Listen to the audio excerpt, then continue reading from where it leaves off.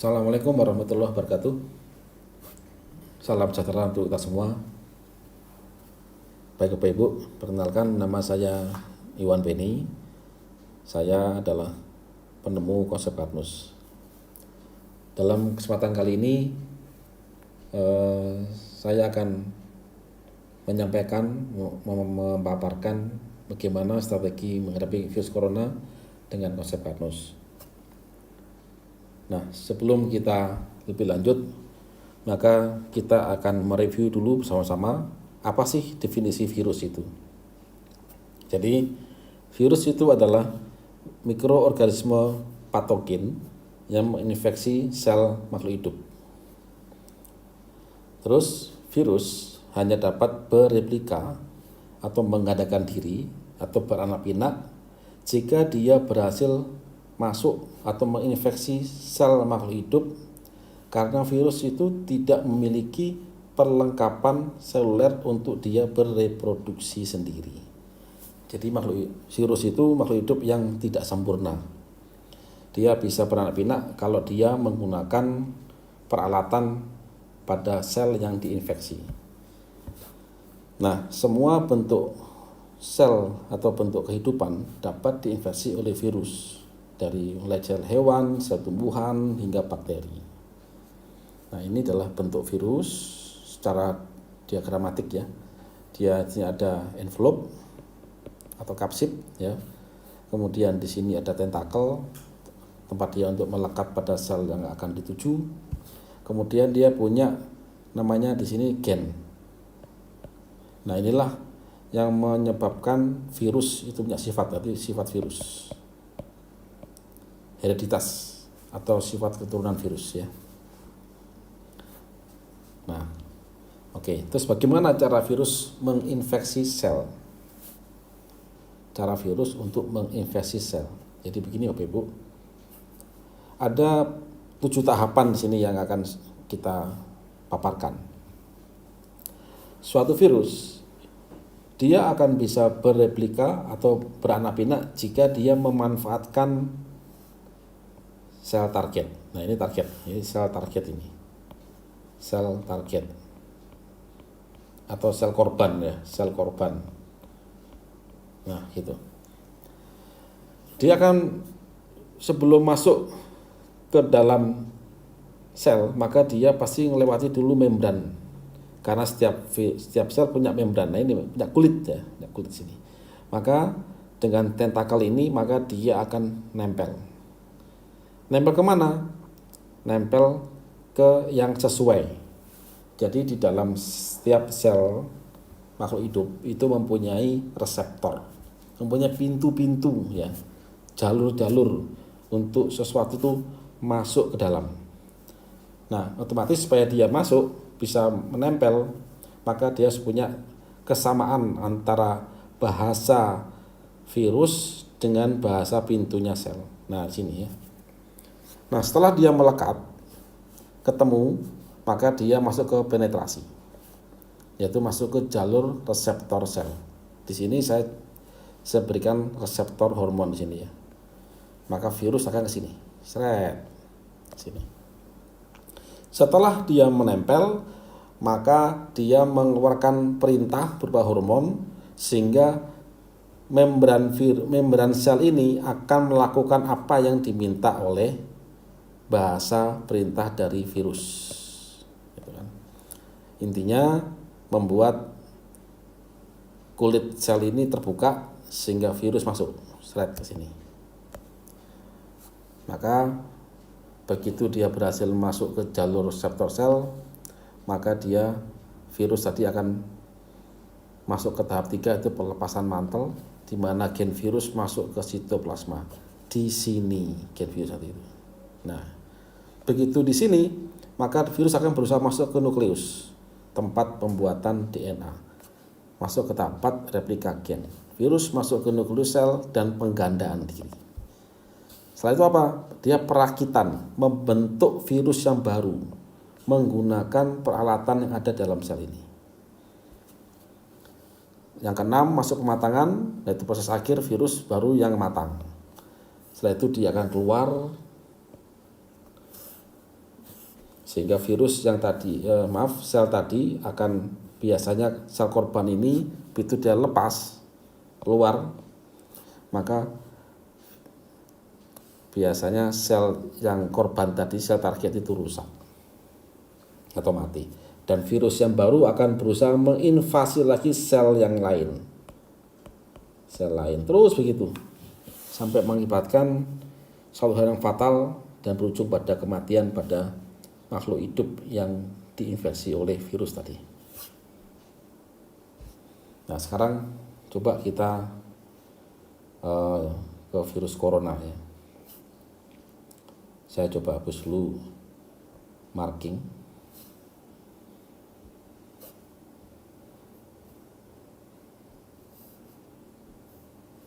Atau ini belum saya hapus, oke. Nah, masuk ke virus corona. Virus ini disinyalir berasal dari hewan. Dia mempunyai tentakel perlekatan. Sama kayak tadi ya, virus tadi dia punya tentakel di sini. Tentakel ini dinamakan spike. Biasanya berupa glikoprotein. Kebetulan pada virus corona itu terbuat dari glikoprotein. Kemudian setelah dia nempel ke sel target, maka dia mempunyai hormon peptide yang berjenis angiotensin. Ini yang memerintahkan sel untuk membuka membrannya sehingga virus corona bisa masuk ke dalam sel. Nah, kemudian sebagai efek lain dari virus tadi, dia akan merusak sel yang diinfeksi pada ACE2 atau angiotensin converter enzim, yang dia itu berfungsi untuk membuat sel tadi untuk mengkerut atau berkontraksi. Kalau nggak ada ACE itu, maka sel tidak akan berkontraksi, dan ini akan terjadi kegagalan fungsi organ nantinya. Oke, coba kita cari tahapan cara virus corona menginfeksi sel. 1. Pelekatan. Balik ke definisi tadi virus, bahwa virus itu akan melekat ke sel target jika ada kesesuaian antara pintunya reseptor hormon dengan tentakelnya. Nah, untuk dia melakukan penetrasi. Nah, penetrasi itu dilakukan dengan angiotensin reseptor pada sel. Pada coronavirus, dia akan mencari sel yang mempunyai angiotensin reseptor. Jadi jenis reseptornya, pintu sel itu dia mempunyai angiotensin reseptor. Begitu dia masuk ke sini, maka ya sudah. Maka virus masuk tahap 3, dia masuk. Kemudian dia masuk ke sini, replika. Nah, sampai kemudian dia merusak beberapa enzim. Ternyata efek dari virus corona ini dia itu merusak ACE2. Otomatis sel yang dirusak angiotensin converter enzimnya ini dirusak, otomatis sel tadi tidak bisa melakukan kontraksi. Jika terjadi pada suatu organ, maka pasti organ tadi gagal untuk berkontraksi. Jika terjadi pada organ jantung, gagal jantung. Paru-paru, gagal paru-paru, gagal nafas, dan sebagainya. Nah, ini skemanya begitu. Nah, sekarang sel apakah yang jadi target COVID-19? Tadi saya sampaikan bahwa virus itu akan mentarget, jadi virus itu akan mentarget sel yang ada kesesuaian antara reseptor sel dengan spike-nya. Nah, ini harus sesuai ini. Nah, kebetulan si corona ini dia mempunyai spike glikoprotein yang dia mengeluarkan hormon angiotensin. Jadi otomatis dia akan menginvasi sel yang mempunyai angiotensin reseptor. Sel apa aja manusia itu yang punya angiotensin reseptor? 1. Sel paru-paru, 2. Sel jantung, 3. Sel ginjal, yang keempat sel pencernaan. Terus apa sih fungsi hormon peptide angiotensin itu? Hormon itu adalah salah satu skema sistem pemerintahan pada tubuh manusia yang memerintahkan sel untuk beraktivitas, bertindak. Nah, pada angiotensin hormon dia memerintahkan sel untuk melakukan kontraksi. Jika sel jantung dapat perintah angiotensin ini, maka dia akan berkontraksi memompa. Jika sel paru-paru mungkin dia akan berkontraksi untuk mengembang atau memompa udara ya. Nah, apabila perintah ini diganggu atau ditiadakan, bisa dibayangkan jantung tidak akan berdetak, paru-paru nggak akan mengembang mungkin. Apa akibatnya? Ya bisa gagal jantung dan gagal nafas.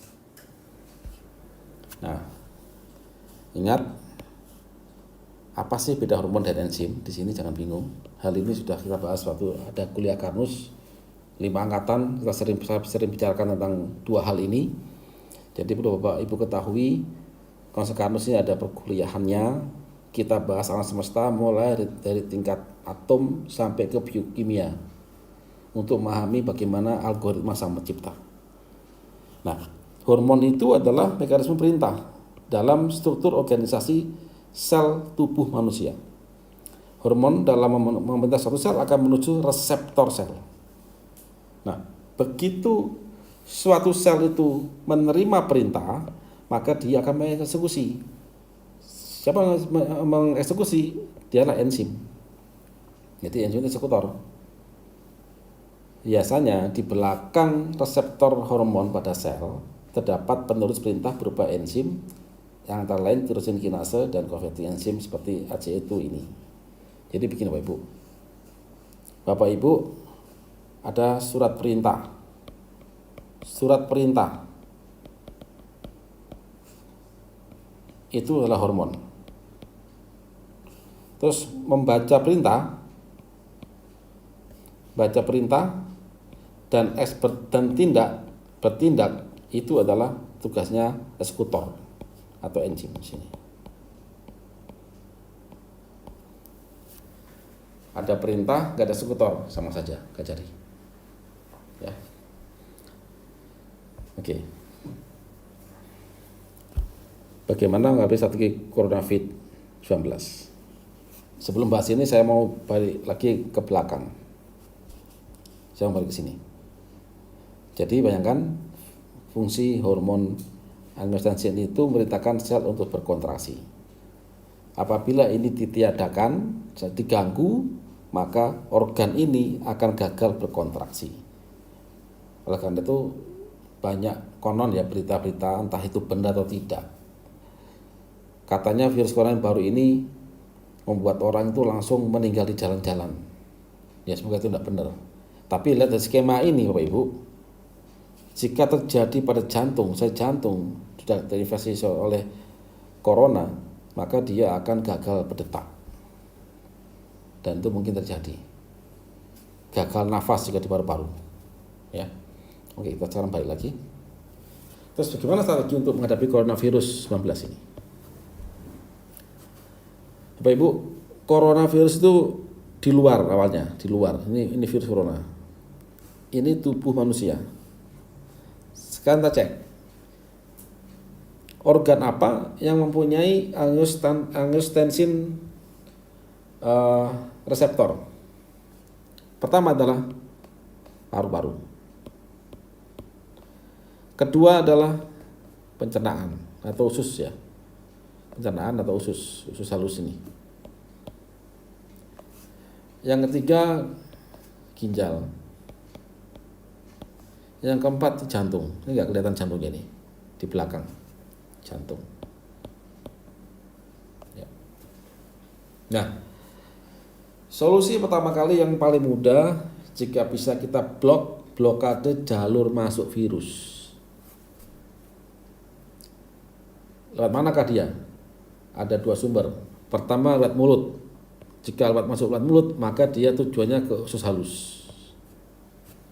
Yang kedua lewat pernafasan, tujuannya kemana? Dia ke paru-paru. Nah. Jika ini gagal, maka kita masuk ke skenario kedua, ganggu komunikasi spike virus pada saat menempel ke reseptor sel target. Ya. Kemudian setelah kita ganggu plus dipastikan dia tertangkap, tanda kutip tertangkap, tapi belum bisa bunuh. Setelah tertangkap maka baru dibunuh. Siapa yang bunuh virus itu? Ya imunitas sendiri.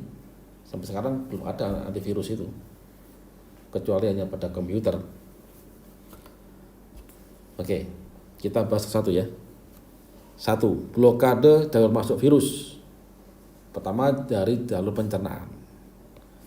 Apa solusinya? Ya jelas, pertama makan makanan yang bersih. Yang kedua, jaga kebersihan tangan dan badan dengan sabun dan antiseptik. Kalau nggak ada antiseptik dan langka, pakailah sabun batang. Sabun batang.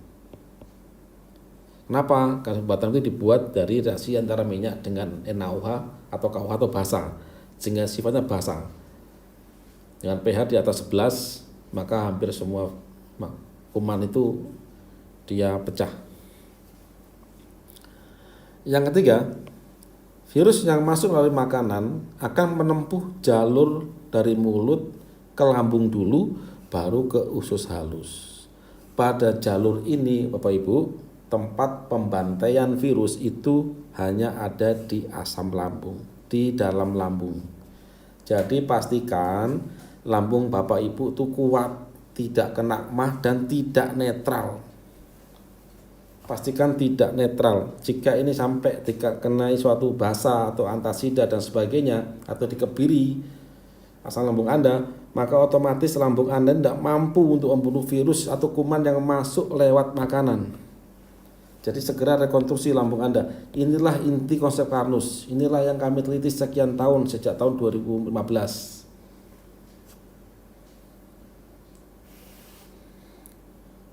Oke, lanjut. Kemudian blokade virus dari jalur pernafasan. Nah, kalau ini kita hanya bisa melakukan tindakan-tindakan pencegahan, Bapak Ibu. Yang pertama ya pakai masker yang kerapatan paling tinggi. Kedua, hindari aktivitas berkumpul-kumpul. Tutup mulut dengan tisu pada saat waktu bersin, dan jaga jarak pada waktu antri atau ketemu orang. Selain itu ya jaga kebersihan, Bapak Ibu. Jaga kebersihan. Artinya hygiene ya. Hygiene ini Bapak Ibu harus jaga tiap hari. Yang kedua, jika blokade gagal dan masuk, ataupun jika ini juga antisipasi, jaga ini kalau dia tembus, bagaimana? Ganggu komunikasi spike virus. Ya, jadi langkah ini langkah kedua. Gagal pada langkah 1, do it. Pada kondisi ini, virus berhasil menempel pada sel organ tubuh pasien. Ingat, kita asumsikan dia sudah masuk. Kemudian setelah dia menempel, maka virus itu akan berkomunikasi. Dia akan berkomunikasi dengan sel melalui apa? Melalui reseptornya, reseptor angiotensin itu. Ini, reseptor ini. Dengan bahasa apa? Hormon ini. Kita ganggu dia. Bagaimana cara mengganggunya? Coba sekarang Bapak Ibu, jika ada waktu dan Bapak Ibu yang mungkin dari background kimia atau biokimia, pada dasarnya setiap reaksi kimia itu adalah perpindahan elektron. Semua elektron itu berpindah untuk mencapai suatu keidealan. Coba dipahami di situ ya. Contoh, selain angiotensin AC itu ya, yang sekarang diramaikan pada virus corona, saya coba ambil contoh enzim yang hampir sama fungsinya, yaitu tirosin kinase, yang dia menerjemahkan hormon, yang dia kerjanya memindahkan elektron dari fosfat pada peptide hormon. Jadi begitu hormon nempel pada reseptor tirosikinase, maka dia akan membiarkan fosfat, kemudian sampai ke DNA untuk dibaca perintahnya apa. Nah, intinya itu perpindahan elektron. Saya coba membuat suatu skema. Bagaimana kalau kita ganggu dia? Artinya, kita kasih donor elektron sehingga virus tersebut terulur waktunya. Bapak Ibu, tubuh kita itu sudah dikasih Tuhan, yaitu Allah Subhanahu wa taala, suatu donor elektron buatan tubuh sendiri, yaitu grupnya glutathione, asam urat, dan juga dari beberapa kayak H2O2 ya, kayak katalase dan sebagainya. Nah, setelah kita olor dengan memberikan donor elektron tadi, jika tidak mampu kasih dia, tubuh kita tidak mampu dengan antioksidan tubuh sendiri, maka kita kasih dia dari luar, tambahan dari luar. Nah, kemudian tangkaplah virus dengan ikatan kompleks. Ini sel, kemudian ini virus masuk, dia berkomunikasi, kita donorkan elektron di sini. Kemudian kita kasih semacam tanda kutip kayak lem, perangkap, sehingga dia tertangkap di luar, tidak sampai masuk. Kita ulur waktunya. Dengan apa? Karena kebetulan juga corona ini tentakelnya dari glikoprotein, artinya dari grup protein, yang kemungkinan masih bisa kita tangkap dengan suatu ikatan kompleks. Setelah tertangkap, bunuh virus itu oleh siapa? Sel imun kita yang lewat. Berarti kita butuh sel imun yang kuat dan banyak, cukup jumlahnya. 3. Setelah ditangkap, berarti dihambat dan ditangkap dalam permukaan sel paru-paru kah, sel jantung kah, maka kita harus punya pasukan pembunuh, yaitu siapa? Sel imun. Tapi ada syaratnya Bapak Ibu. Sel imun itu tak kuat jika dia tercukupi makanannya, dia mendapatkan energinya. Baik sel imun dan seluruh sel tubuh manusia itu tidak bisa memakan makanan yang masuk ke mulut kita. Amati ini. Ini makanan manusia. Sel itu tidak kenal dengan makanan itu. Apa yang mau sel? Jika kita makan nasi, dia butuh glukosa, makan daging, dia butuh amino, dan etc. dan lain-lain. Ya. Artinya, yang kita makan itu polimer. Sel itu ada membran, dia butuh monomer. Ini secara garis besar. Secara detailnya bagaimana, itu ada di kuliah konsep Karnus. Sudah ada 5 angkatan. Rencana ada angkatan ke-6. Cuman karena ada wabah corona, maka kita tidak berani kumpul-kumpul. Kita ikuti aturan pemerintah. Jadi bagi ibu yang masih awam dengan konsep Karnus, minimal bisa cek video cuplikan kuliah konsep Karnus. Ada di YouTube kita. Nah, dari polimer menjadi monomer itu ada yang berubah. Siapa dia? Lambung. Bagian lambung apa yang mecah? Asam lambung. Ingat, segala penyakit itu dari pencernaan yang buruk. Nah, kalau kita bicara pencernaan, yang mencerna itu siapa? Mendigest, itu lambung. Bagian lambung yang mencerna apa? Asam lambung. Coba amati ya. Ini makanan kita. Mayoritas kalau Bapak Ibu kena gangguan perih lambung, pasti akan jalur pintas Anda akan cari itu namanya obat-obat atau apapun yang bersifat basa untuk menetralkan asam lambung Anda. Dinetralkan, penetral asam lambung. Kalau itu dinetralkan, proteinnya dipecah Bapak Ibu. Karbo pun sedikit terpecah. Lemaknya gagal metabolis ini nanti itu. Begitu ini terjadi, maka sel Anda ini, sel kita semua ini akan lemah Bapak Ibu. Kelaparan dia, termasuk sel tentara kita lemah. Mati, imun lemah. Jika lambung Anda netral, maka imun Anda akan drop. Gak usah jauh-jauh lah ke corona. Amati anak-anak yang suka kena dia pakai obat penetral asam lambung, bolak-balik dia kena tipes. Kenapa? Karena tidak ada satu makanan pun yang steril. Jadi lambung ini selain dia untuk mendigest, dia juga membunuh kuman. Nah, bagaimana langkah terapannya Bapak Ibu?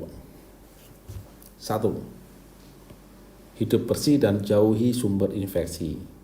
Makanya lebih baik kita berdiam di rumah. Itulah kenapa kami putuskan grup perusahaan kami mulai Senin depan sementara kami semua tidak beroperasi untuk yang pabrikan, tapi untuk marketing bekerja semua dari rumah. Yang kedua, jalankan konsep Carlos. Rekonstruksi lambung dengan Algagut sereal minimal 2x1. Kemudian apakah cukup hanya minum sereal, Algagut sereal? Tidak. Bapak Ibu kami minta makanan yang bergizi, bersih, dan minimal banyak lauk, 30% lauknya. Yang ketiga, ganggu komunikasi spike virus dengan sel targetnya dia. Dengan cara bagaimana? Dengan mendonorkan elektron dari grup antioksidan tubuh dan dari luar. Nah ini, kalau tubuh lemah boleh dari luar. Dalam hal ini bisa pakai Algati dengan dosis 3x1 atau 7x1. Boleh kombinasi dengan suplemen yang lain, kasih daun hitam, bawang putih, bawang merah, buah berwarna, dan lain-lain. Silakan. Meniram silakan. Yang keempat, tangkap virus dengan ikatan kompleks. Nah, kalau ini yang ada di Algati Bapak Ibu, ini yang agak sulit.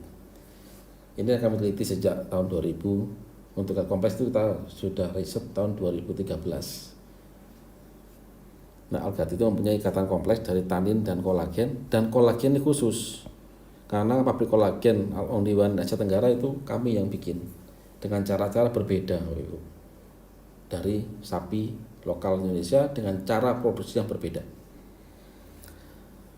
Yang kelima, pastikan lambung itu bekerja normal. Artinya apa? Tidak terganggu keasamannya oleh obat-obat atau apapun pengkebirian asam lambung plus makanan bergizi. Maka lambung yang bisa memecah polimer jadi monomer makanan sel sekaligus membunuh kuman, membunuh virus yang masuk lewat makanan dan makanan pun bergizi, maka imun akan naik. Begitu naik maka dia bisa membunuh corona yang tertangkap oleh skema 1, 2, 3, 4 ini. Nah ini Algati bentuknya begini. Dia sangat sederhana. Kita bikin dari grup Green Tea Rosella.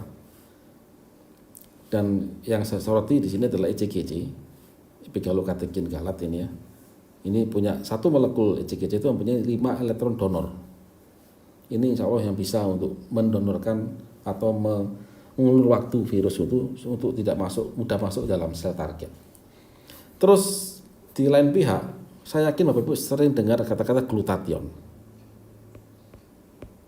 Glutathione ya.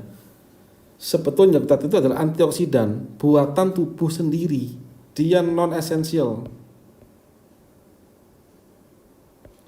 Dia antioksidan berbentuk protein. Jadi pastikan tubuh kita bisa bikin glutathione sendiri. Dari apa bahan bakunya? Pertama dari asam amino dari glisin dan prolin yang dikatalis oleh ECGC ini bisa. Tapi otomatis harus butuh supporting lambung yang bagus. Kalau glutathione itu diminum Bapak Ibu, percuma, tidak bisa. Glutathione akan rusak dengan lambung kita. Yang kedua yang paling penting dari Algati itu adalah ada ikatan kompleks. Ini gambar mikroskopiknya saya temukan gambarnya tahun 2017 sampai temukan. Waktu kami cek di mikroskop. Dan inilah yang disinyalir menjawab kenapa kok banyak luka-luka mulai eksim dan diabetes dari kompleks bakteri kok banyak yang sembuh, cepat penyembuhannya dari sini kemungkinan yang ikat dan naikkan kekuatan imunitas dari sel darah putih. Kemudian ini Algagut sereal. Nutrisi ini kami buat untuk rekonstruksi lambung. Terbuat dari apa sih dia? Semua makanan. Kita ambil dari bekatul, tapi yang kita olah secara khusus. Kemudian untuk rekonstruksi sel lambung kita kasih dia makanan asam amino kolagen tipe 3. Sambil berjalan kita lapisi sementara dengan pati resisten lambung itu sehingga nggak luka. Nah, Bapak Ibu, bagaimana jika stok itu habis atau yang nggak kebagian? karena produksi kami masih terbatas saat ini, apalagi dengan shutdown pabrik minggu depan. 2 minggu kita belum operasi lagi. Maka jika betul-betul kehabisan dan urgent untuk tahap rekonstruksi lambung, usahakan menghindari penetralan asam lambung. Usahakan ini sebisa mungkin. Kalau tidak bisa udah parah ya sudah, gimana lagi. Kemudian makan makanan yang lembut dan bergizi. Terus bagaimana untuk menangkal virus yang untuk mengganggu spike virus, komunikasi virus dengan sel? Yang bisa kita lakukan ini adalah memberikan donor elektron yang sebanyak mungkin yang kita bisa, yaitu makan makanan buah berwarna, misalnya jamu biji dan lain-lain. Cari aja makan buah-buahannya, tapi cari yang bagus ya Ibu. Minum green tea bisa, dan suplemen herbal yang lain, atau sauda, bawang putih, bawang merah, kemudian umbi-umbian semacam kayak kurkumin, dan juga bisa juga kombinasi yang herbal lainnya seperti pembuat imun itu seperti apa namanya, meniran dan sebagainya. Bapak Ibu, apa yang kami sampaikan ini sebetulnya adalah usaha kita secara ilmiah bisa dipertanggungjawabkan. Kita berusaha untuk mengerti bagaimana mekanisme tubuh ini mendudukkan masalah pada pokoknya. Manusia dengan virus itu di mana komunikasinya. Dan itulah yang sering kita bahas pada konsep Karnus. Tapi perlu kita ketahui bahwa kesembuhan itu Allah, di tangan Allah. Kita tidak bisa Bapak Ibu memastikan itu semua. Semoga, saya berdoa semoga kita semua diberi keselamatan. Dan kita bisa berjumpa lagi pada event-event, baik itu event kuliah Karnus atau event-event yang lain. Sampai jumpa Bapak Ibu, dan mohon maaf apabila ada yang tidak berkenan selama kami menyampaikan suatu makalah sama kita berinteraksi. Demikian, Assalamualaikum warahmatullahi wabarakatuh.